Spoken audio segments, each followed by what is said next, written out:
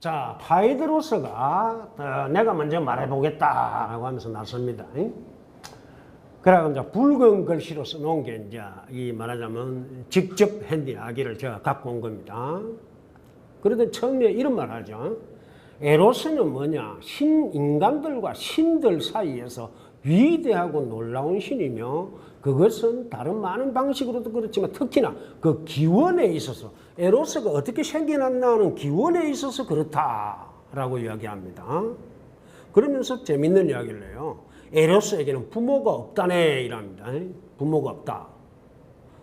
맨 처음에 카오스가 있었고 그 다음에 가이아가 있었고 그 다음에 에로스가 태어났다 이랍니다. 예. 요거 여러분들 재밌는 부분인데요. 카오스, 혼돈이죠, 혼돈. 카오스가 생겨나고 그 다음에 가이아가 생겨나고 이거는 이제 대지의 여신 또는 땅 이렇게 이야기합니다. 그죠? 이 가이아가 생겨나더니 그 다음에 에로스가 생겨났다 이렇게 됩니다. 이거는 이제 뭐냐 하니까 그리스 신화가 크게 두 시대로 나누는데요. 그래서 전체의 이제 말하자면 제우스 올림포스 시대 이전, 제우스가 올림포스에서 정권을 장악해 가지고 모든 말하자면 하늘, 땅, 그다음에 바다, 그다음에 저 땅 밑에 하데스 이런까지 영향을 미치는 그런 이제 대신이 되죠. 그렇게 되기 전의 이야기입니다. 이거는 어디 나오느냐 하니까 방금 바로 그 밑에 방금 읽은 바로 그 밑에 헤시오도스 여러분들 한번 보세요. 이게 기원전 740년에 태어나고 670년 사이에 살았습니다. 그러니까 뭐냐 하니까 약 한 소크라테스보다 약 한 280년 정도 앞서 태어난 사람입니다. 상당히 옛날 사람인데 헤시오도스가 쓴 책 신통기 그런 게 한국에 번역되어 있습니다. 여러분들 요거 아주 재밌습니다. 이 신통기가 바로 뭐냐 하니까 옛날 말하자면 올림포스 시대 이전의 어떤 그 시기의 신들의 상태를 써놓은 겁니다. 신통기라고 하는 게 신의 계보다 그 말이죠. 근데 여기에 보면은 지금 이 파이드로스가 이야기하는 대목이 여기에 상당 부분 들어 있습니다. 우리는 보통 에로스 그러면은 아프로디테, 미의 여신 아프로디테의 아들인 걸로 이렇게 알고 있습니다. 아프로디테의 아들인 걸로. 그래서 아프로디테는 미의 여신이고 에로스도 그래서 상당히 미남인데 여러분들 이 에로스가 로마로 이름이 바뀌면서 큐피드가 되죠. 큐피드의 화살 그런 게 있잖아요. 화살을 맞으면 사랑에 빠진다 이렇게 돼 있는데 아무튼 그런 어떤 식의 그래서 아프로디테가 마음에 안 드는 이상한 여자가 있다. 뭐 신들에게 막 이렇게 달려든다, 뭐 엉겨든다든지 이렇게 하면 엉긴다든지 이러면은 그 이제 에로스를 시켜가지고서 이렇게 화살 쏘게 해가지고 엉뚱한 괴물을 사랑하게 만든다든지 막 이런 식으로 저주를 이제 내리고 하는 게 있습니다. 그건 뭐냐니까 아프로디테가 에로스를 거의 장악하다시피 해갖고 자기 아들이니까 안심 놓고 막 이렇게 명령 내리면 따르고 이런 식으로 돼 있는데 그런 게 이제 흔히 그리스 로마 신화에 많이 들어있는데요. 오늘 이 향년을 보면 그렇지가 않아요. 그렇지가 않고 특히 지금 파이드로스가 이 에로스를 신통기 이 헤시오도스의 이야기를 바탕으로 해가지고 부모 없이 태어났다. 그래서 가장 오래된 신이다 이런 이야기입니다. 원신 가장 근원적인 신이다 라고 하는 것을 이야기합니다. 그래서 맨 처음에 카오스, 이 카오스가 텀이란 뜻도 됩니다. 혼돈, 텀 이렇게 되는데요. 여러분들 원래 텀은 뭡니까? 텀 속에는 뭐가 없잖아요. 네, 그겁니다. 그 다음에 가이아, 에로스가 태어났다 이겁니다. 그래서 아주 오래된 신이다. 부모도 없다.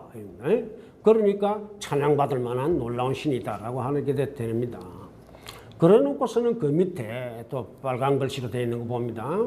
사랑하는 사람에게는 쓸만한 소년 애인을 갖는 것보다 더 크게 좋은 어떤 것이 있을지 나로서는 말할 수 없거든 이런 말도 해요. 이거 딱 나오죠 이제. 소년애가 얼마만큼 이때에 말하자면 유행을 했다 할까요? 또는 값진 어떤 사랑으로 평가되었는가라고 하는 걸 알 수 있습니다. 그래서 동성애 그러면은 여자 동성애 이러면 레즈비안 그러잖아요. 여자 동성애도 사실은 그 터키 이 서쪽 위로 그러니까 북서쪽 위에 있는 섬이 하나 있는데 레스보스라고 하는 섬이 있어요. 그 레스보스 섬에 사는 여자들이 주로 동성애를 많이 했다 해가지고 레스보스에서 이름이 나온 게 레즈비안입니다. 이건 참고로 이렇게 알아두시면 좋겠고요. 뭐 많이 알려져 있는 이야기죠. 그러니까 이제 그때 그 헬라스 지방, 즉 에게 문화, 에게해를 중심으로 한 그 헬라스 지방에 이런 동성애가 상당히 유행하고 있었다. 그런 걸 알 수가 있겠습니다. 그래 놓고서는 뭐라고 또 하는 거니까 사랑하는 자가 소년 애인을 소중히 여길 때보다는 자, 사랑받는 자가 자기를 사랑하는 자를 소중히 여길 때 더욱 놀라워하고 마음에 들어하며 잘해준다네. 그러니까 사랑받는 것과 사랑하는 자 이게 도대체 어떻게 되느냐 입니다. 그런데 그 뒤에 묘하게 붙여놨어요. 사랑하는 자가 소년 애인보다는 더 신적이거든 이랍니다. 소년 애인을 사랑한다 이겁니다. 그러면은 사랑하는 자가 소년 애인을 소중히 여긴다. 이거는 어찌 보면 당연하다고 이제 보는 것 같은 느낌이 들고요. 거꾸로 그래서 사랑받는 소년 애인이 자기를 사랑하는 이 어른을 말하자면 나이 많은 자를 남자를 사랑하는 것을 소중히 여기게 되면 이거 지금 어쩐 일로 저런 일이 벌어졌지 하면서 막 놀라워한다는 겁니다. 그런데 묘하게 붙여놓은 게 사랑하는 자가 즉 사랑받는 소년 애인보다 더 신적이다 이런 말을 하는 것이 약간 논리적으로는 맞지 않은 것 같은데 그렇게 되고 있습니다. 중요한 것은 사랑하는 자가 사랑받는 자보다 더욱더 신적이다. 신적인 존재일 정도로 더욱더 뛰어나다라고 보는 겁니다. 그래서 우리가 사랑하는 자가 어떻게 됩니까? 에로스에 훨씬 더 깊이 말하자면 빠져들었다 할까요? 또는 에로스가 사랑하는 자에게 더 깊숙이 작용하고 있고 그의 영혼을 장하겠다. 사랑받는 자는 아직까지 에로스와의 결합이 제대로 안 된 것 아니냐 이제 이런 겁니다.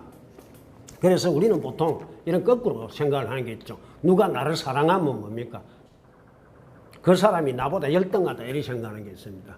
내가 대단하니까 저 인간이 나를 사랑한다 이런 게 있잖아요. 근데 사랑도 뭐 종류가 워낙 많아가지고 부모가 자식을 사랑하는 것도 있습니다. 그러니까 자식 좀 못된 자식은 뭡니까? 엄마가 나를 사랑하는 거 보니까 엄마가 내한테 꼼짝 못하겠네 해가지고 자기 마음대로 막 하려고 한다든지 그죠? 이런 게 있습니다. 그러니까 뭐냐니까 사랑받는 자들이 자칫 잘못하면 우쭐해하면서 이 잘못하면 영이 가족 관계에서 버리는 수가 있습니다. 그래서 너무 막 이렇게 뭡니까 칭찬만 하고 그 다음에 뭐든지 말 잘 들어주고 이러면 그 완전히 버린다는 거 아닙니까? 그래서 나무랄 때 세게 나무라고 화를 낼 때는 또 화를 내기도 하고 이래야 된다 이런 게 있는데 아무튼 사랑받는 자가 우리는 가치가 있고 대단한 것처럼 그리고 사랑하는 자가 불리한 위치에 있는 것처럼 생각하는데 바이드로스는 사랑하는 자가 신적이다라고 하는 이야기를 하게 됩니다. 그래서 오히려 이제 사랑받는 자는 어떻게 될까요? 사랑하는 자의 에로스적인 신적인 상태를 사랑받는 자가 잘 받아가지고서 잘 서로 사랑을 통해서 서로 진짜 사랑하게 되면 사랑받는 자도 사랑하는 자를 통해서 신적인 존재로 나아갈 수 있다. 이렇게 이제 보는 겁니다. 자, 여기 중요한 것은 사랑과 파이드로스가 사랑과 신적인 것을 갖다가 동일시하고 있다. 물론 이제 에로스가 신적인 존재니까 워낙에 근원적인 신이고요. 신적인 존재니까 사랑하는 자는 그 에로스가 들어온 자고 영향을 미치는 자고 이런 거니까요. 그래서 우리가 사랑이라고 하는 것이 사실 따지고 보면 인생에 있어서 가장 이렇게 시작이자 끝이다라고 해도 과언이 아닙니다. 거기에 이제 미리 이야기 난 김에 말씀드리면 무엇을 사랑하느냐 이것도 이제 다양합니다. 우리는 보통 사람을 사랑하는 거죠. 사람을 사랑하는 건데 지혜를 사랑한다. 이게 저번 헤라크리토스 선생님께서 제일 먼저 이야기했다는 지혜를 사랑하는 자 이런 이야기, 철학자라는 말을 제일 먼저 했고, 그래서 지혜를 사랑하는 것, 이거 행위가 철학이다라고 하는 게 있잖아요. 그럼 지혜를 사랑한다. 그럼 그때 지혜가 뭔데? 이런 문제가 돼요. 지혜는 그래서 가장 아름다운 것을 갖다가 사랑하는 것, 이것이 지혜다. 이런 식으로 이야기되기도 하고 이제 하죠. 그래서 보면 사랑이라고 하는 것이 대단히 말하자면 근본적인 인생에 있어서 가장 근본적인 가치를 갖고 있다라고 이야기될 수가 있겠습니다. 결국 파이드로스는 이렇게 말합니다. 에로스가 신들 가운데 가장 오래되고, 제우스니 뭐 자꾸 여러 가지 신들이 있을 수 있지만 전부 다 후배들, 말하면 뒤늦게 태어난 인간들이다, 신들이다 이거죠. 에로스가 신들 가운데 가장 오래되고 가장 존경받을 만하고, 또 살아있든 혹은 죽은 후에든 인간들에게 있어서 덕과 행복을 얻는 일과 관련한 가장 권위 있는 자일세라고 말합니다. 그러니까 사랑이 가장 우선한다 이거죠. 이렇게 하게 되면 이제 떠오르는 또 성경 구절이 있습니다. 뭐 많이 알려진 건데 고린도전서 13장이죠. 사도 바울이 내게 사랑이 없으면 아무것도 아니고 뭐 찾는 거 있잖아요. 모든 말은 사랑이 없으면 울리는 꽹과리와 같고 계속 이런 게 있는데, 그래서 그 사랑장이라고 하는데 그거하고 관계가 있다 하겠습니다. 자, 사랑을 그래서 요 정도쯤 되면은 사랑을 단순히 남녀 간의 사랑 이런 것만 가지고는 이야기가 안 될 것 같습니다. 우리는 아는 게 아니라 요즘 뭐 한일 관계 때문에 조국애, 애국심 이런 게 있잖아요. 나라를 사랑하는 것들. 사랑의 대상도 너무너무 다양합니다. 너무너무 다양하고, 신을 사랑한다 이런 것도 있고, 인간을 사랑한다. 인간 중에서도 뭐 이렇게 남녀 간의 사랑, 부모 자식 간의 사랑, 아까 이야기한 대로 남자끼리의 사랑, 여자끼리의 사랑, 그 다음에 뭐 친구끼리의 그냥 사랑 이런 것도 있고, 학문에 대한 사랑도 있고, 뭐 사랑자는 붙여가지고서 뭐 이렇게 안 되는 데가 거의 없을 정도로 됩니다. 다만 붙을 때는 어떻게 됩니까? 그걸 위해서 상당히 인생에 엄청난 에너지를 이렇게 투여해도 가치가 있다 그 정도로 라고 할 정도입니다. 그래서 이제 이 에로스 신이 정말 최고다. 자, 그러면 에로스 신이 가장 오래된 신이다. 이것은 인간 삶에 있어서 가장 오래된 본능적일 정도로 가장 오래된, 말하자면 인간의 감정 상태랄까, 전인격적인 상태랄까, 이것이 사랑이다 라고 합니다. 이성이다, 그 다음에 무슨 덕이다, 또는 뭐 예컨대 여러 가지 실천적인 지혜다, 이런 것들은 그 다음 문제라는 거죠. 신앙도 그 다음 문제고, 이렇게 이야기가 되겠습니다. 파이드로스의 에로스 이야기였습니다. 그런 뒤에 이제 그러고 있으니까, 이렇게 말을 이제 거의 끝나가나 싶은데 파이드로스의 말을 탁 끊고 들어오는 친구가 있어요. 파우사니아스라고 하는 친구가 탁 들어와 가지고서 반박을 합니다. 파이드로스 이야기를. 그래서 이렇게 합니다. 에로스가 하나라면야 그것이 훌륭한 상태이겠지만 실은 그게 하나가 아니니 말일세. 그게 하나가 아니면 어떤 종류의 에로스를 사랑해야 하는지를, 종류가 많으면 에로스 어떤 종류의 에로스가 정말로 좋은 에로스인지 선택을 해야 된다. 그걸 먼저 말해야 될 걸세. 자네는 그거 이야기 안 하고 무조건 에로스가 하나밖에 없는 것처럼 이야기를 하고, 그래서 에로스는 무조건 좋은 거다 이렇게 이야기하는 것 같은데 그거 아니야 라고 합니다. 그러면서 5페이지 넘어갑니다. 5페이지 넘어가서 이제 헤시오도스가 이야기하는 에로스, 그 다음에 이제 후대에 생겨난 신화를 바탕으로 한 올림포스 신화 중심의 말하자면 이야기, 이거 두 개를 갖다가 동시에 또 소개를 해요. 그래서 5페이지 넘어가서 봅니다. 에로스가 일단은 둘로 볼 수 있다. 그 중 하나는 더 나이 든 에로스다. 그 나이 든 에로스는 자네가 말한 것처럼 어머니가 없는, 자, 그 다음에 한번 이거 봅시다. 미의 여신이라 알려진 에로스의 어머니라고 해요. 아프로디테를 들먹입니다. 일단 미안합니다. 아프로디테를 들먹이면서 아프로디테가 두 가지가 있다. 그래서 한번 봅니다. 그 중 하나는 나이든 어머니 없는 우라노스의 딸이며, 그래서 그녀를 우리가 천상의 이제 우라노스가 우라노스가 하늘이란 뜻이거든요. 우라노스. 땅 이 가이아와 대비되는 거죠. 우라노스. 이 우라노스와 가이아가 결합을 해가지고서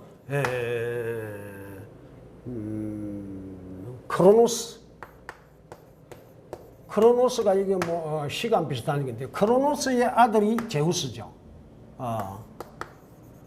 이 되는데 이 우라노스, 가이아 이게 이제 하늘입니다. 우라노스의 근데 딸이라고 이야기를 해요. 아프로디테가. 이건 제가 신통기에서 못 본 것 같아요. 기억을 지금 잘 못하고 있는지 모르겠습니다만은 이 어쨌든 파우사니아스가 우라노스가 바로 낳은 딸이 있다는 거예요. 또 남자 신이 알을 낳습니다. 이렇게 되면 그건 이제 아프로디테. 다른 하나는 더 젊은 아프로디테가 있는데 젊은 아프로디테는 제우스와 디오네의 딸이고 그래서 그녀를 우리가 범속한 아프로디테. 여기서 바로 나온 우라노스에게서 바로 태어난 아프로디테가 있고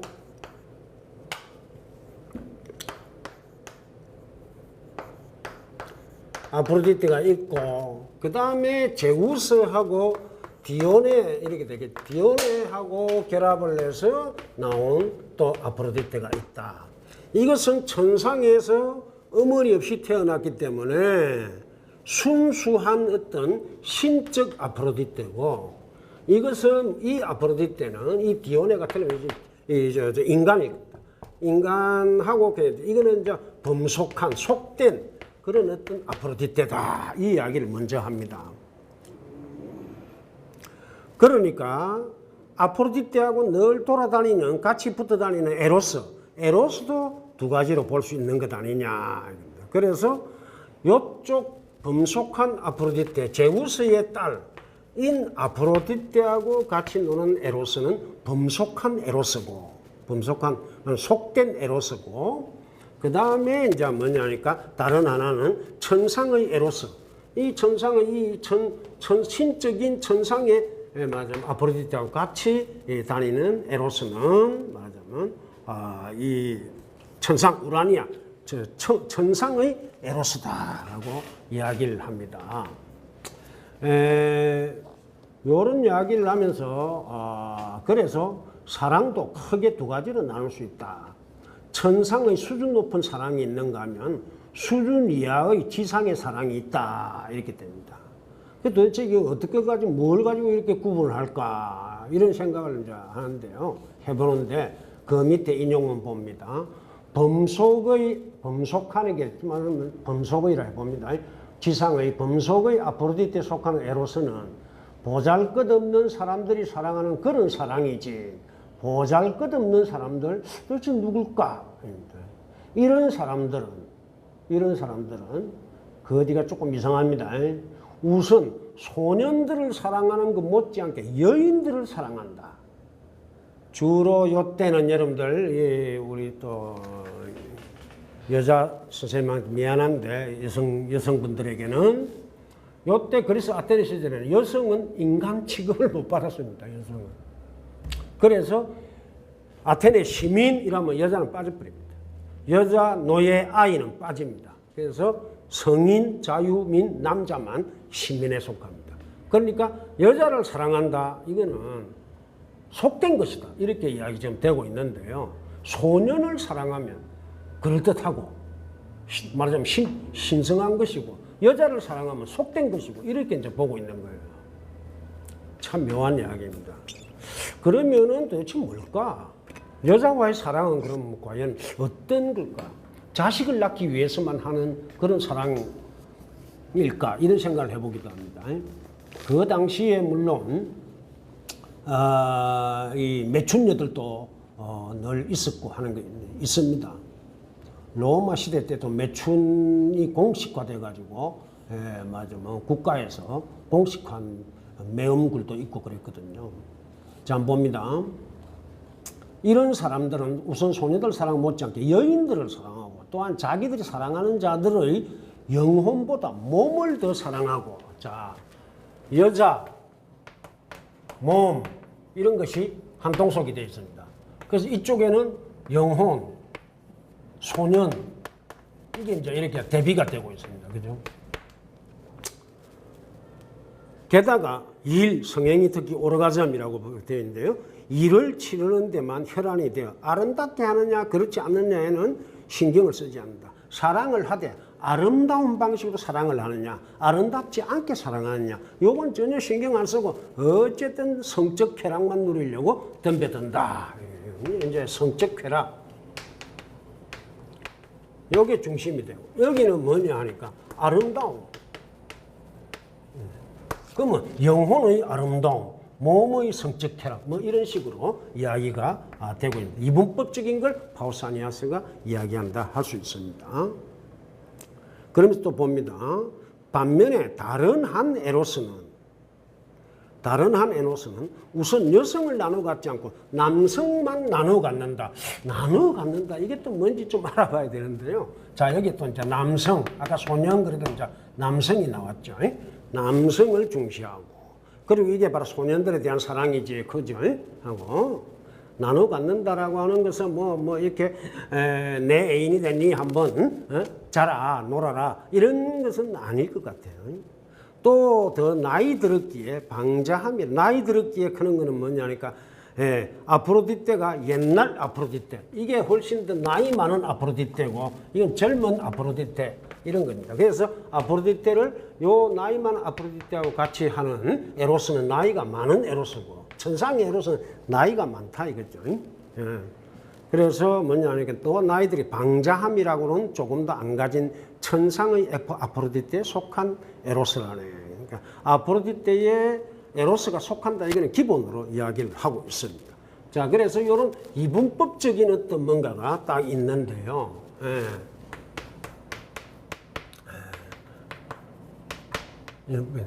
듀얼리즘 그러죠. 이원론, 이분법 이런 게 있습니다. 요거 일단 생각해. 그 다음에 그 밑에 그래서 또 인용부 보면 못된 사람이란 영혼보다는 오히려 몸을 사랑하는 자, 저 범속한 사랑을 하는 자라네. 그는 또 확고부동하지도 않은데 이는 이 사랑이 확고부동하지 않다 이거죠. 그가 사랑하는 대상이 또한 확고부동하지도 않기 때문이지. 그가 사랑했던 몸의 꽃이 시들자마자 그는 날아가 버린다네. 자, 뭐죠? 그러니까 사랑하다가 뭡니까? 나이 좀 들면 주름살이 약간 생기기도 하고 살이 약간 처지기도 하고 이렇게 되면 어떻게 됩니까? 아이고 꼴 보기 싫어 해가지고 날 도망가 버린다 이겁니다. 이게 이쪽에 수준 떨어지는 아들은 몸을 사랑하기 때문에 몸이 이렇게 말하자면 나이 들면 당연히 안 좋아지잖아요. 꽃이 떨어져 시들듯이 그렇게 되면 내버려 버린다 이런 식이죠. 딱 보는 순간 저는 이걸 보는 순간 파우사니아스의 이 어떤 입장 이 입장은 틀림없이 플라톤의 입장, 자기 입장을 투영을 한 것 아니냐 이렇게 생각을 했습니다. 플라톤은 엄청나게 말하자면 이쪽을 천상의 이데아 그러잖아요. 이데아, 천상의 세계 이런 걸 아주 좋아하거든요. 그래서 유명한 플라톤의 말이 있습니다. 뭐냐니까 몸은 영혼의 감옥이다. 몸은 영혼의 감옥이다. 그러니까 뭐냐니까 몸에 우리 영혼이 사로잡혀 있으면 영혼이 지혜를 발휘할 수도 없고 심지어 용기도 발휘할 수 없고 이렇게 된다. 오로지 욕망에 막 들떠가지고 이렇게 인생을 갖다가 구렁텅이에 빠뜨린다 이렇게. 그래서 그런 모든 욕망의 진원지가 어딨냐? 몸이다 이렇게 되고요. 그래서 몸은 영혼의 감옥이다 이렇게 이야기를 합니다. 그런데 보통 대부분의 종교가 또 어떻게 됩니까? 몸을 좋아하는 종교는 잘 없죠. 보통 영혼을 좀, 특히 기독교에서 영혼, 그러니까 사도 바울 같은 경우도 영혼 이런 거고요. 하는 건데 몸을 통해서 구원을 받는다.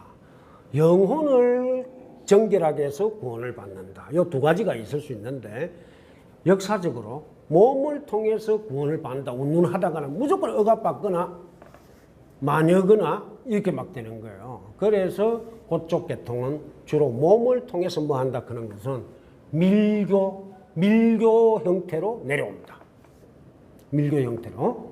그래서 불교 쪽에도 딴뜨라 찾는 이런 뭐가 있고요. 딴뜨라 하는 게 전부 다 막 성행위를 통해서 구원받는다든지 이런 거예요. 그래서 묘하게 역사적으로 영혼이 몸을 지배해온 역사가 될 수 있습니다. 그런데 이제 몸이 오히려 요즘은 영혼보다 훨씬 더 말하자면 진리의 바탕인 것처럼 이야기되고 있죠. 그래서 대표적으로 예컨대 플라톤이 몸은 영혼의 감옥이다 했더니 이 플라톤의 정면으로 반박을 해가지고 딱 한 말이 미셸 푸코. 미셸 푸코는 영혼은 몸의 감옥이다 이랬습니다. 거꾸로. 감시와 처벌에서 하는 이야기입니다. 미셸 푸코. 그리고 보면 미셸 푸코는 몸 철학, 몸을 바탕으로 하는 이런 어떤 미셸 푸코가 니체주의자거든요. 니체는 그야말로 몸을 온통 몸이다. 깨달은 자가 딱 느낄 때는 나는 온통 몸이다. 이렇게 느낀다라고 이야기를 했고요. 몸은 큰 이성이다. 흔히 말하는 정신적인 이성은 작은 이성이고 몸은 큰 이성이다. 이런 말을 했던 인물이 니체입니다. 니체의 제자이기도 하고요. 몸 철학의 또 대가인 멜로퐁티, 모리스 멜로퐁티가 요 푸코는 1926년생이거든요. 모리스 멜로퐁티.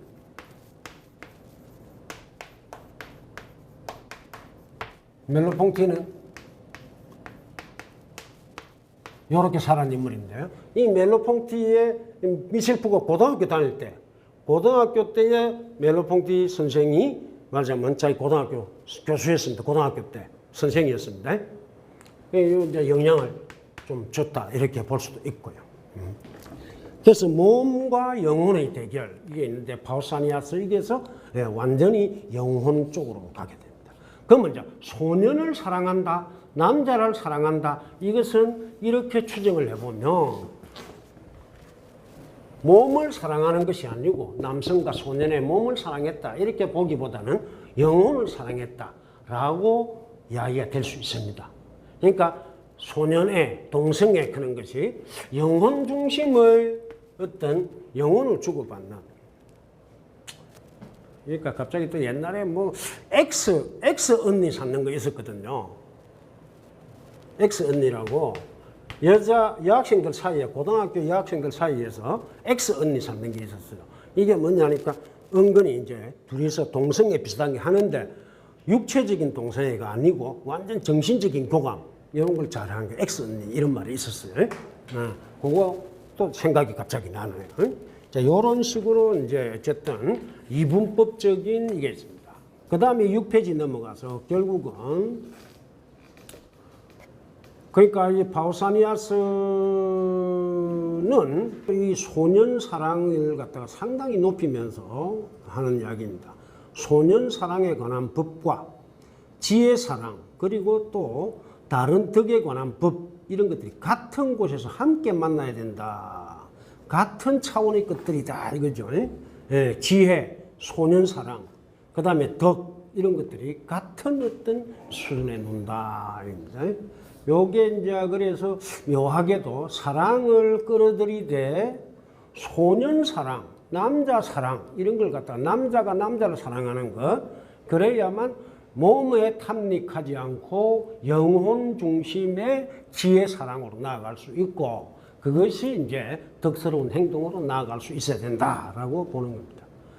덕을 위해서 자기를 사랑하는 자에게 살갑게 응하는 것은 전적으로 아름다운 것이네. 이때는 또 덕이 또 앞섭니다만은 덕을 위해서 사랑하는 자에게 이렇게 되니까요.